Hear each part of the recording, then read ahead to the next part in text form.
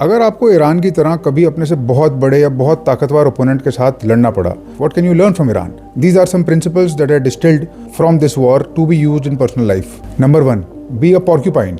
Porcupine एक बहुत छोटा सा जानवर होता है जिसके बहुत बड़े बड़े कांटे होते हैं, जिसको मारना बहुत मुश्किल है, that nobody wants to kill it. That is precisely what Iran has done, and that's precisely what you should do.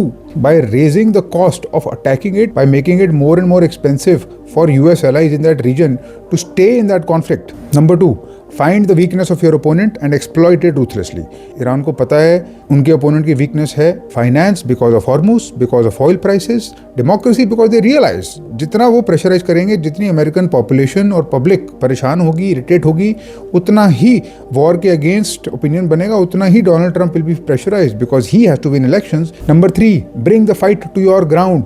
Iran has been wanting this ground invasion since a while. वो बार बार बोल रहे हैं आओ हमारे यहाँ पे, because of course that is their terrain. उस टेरेन में चाहे वो हारे या वो जीते हैं, अमेरिकन लॉसेस गारंटीड हैं. Number 4, don't show all your cards at once. अभी तक ईरान ने हूतीज वाला ट्रम्प कार्ड नहीं निकाला था. Now they started to use it.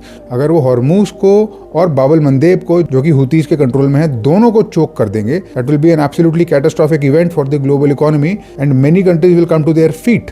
5th, win the narrative warfare even if you can't win the actual game. Say what you will about Iran, but their narrative warfare game, जो CGI videos वो output करते हैं, जिस तरीके से उनके finance minister war crimes claim करते हैं, जैसे वो अमेरिकन ऑफिसर्स को वॉर क्रिमिनल्स बोलते हैं, और जो वो नैरेटिव वॉरफेयर के पॉइंट ऑफ व्यू से कर रहे हैं, वो ऑब्वियसली दूसरी साइड से बेटर है. 6th, never fight a bigger opponent alone. Iran जानता है कि उनके ओपोनेंट उनसे बहुत ताकतवर है, उनकी इंटेलिजेंस ज़्यादा है, उनकी मिलिट्री स्ट्रांग है, उनसे कन्वेंशनल वॉरफेयर लड़ा नहीं जा सकता, जीता नहीं जा सकता. उसके बावजूद उन्होंने अपने प्रॉक्सी तैयार करे, Houthis, Hezbollah, Hamas. They were all ready and they realised कि जब टाइम आएगा this will be the defence. 7th, never trust after betrayal. Iran के साथ ऑफ कोर्स एक बिट्रेयल हो चुका है, जो कि अमेरिका और इजराइल की पॉइंट ऑफ व्यू से एक स्ट्रेटेजिक प्ले था, बट उनकी तरफ से बिट्रेयल था. That is why so called negotiation. Iran is basically just playing the game very smartly and not trusting a single word.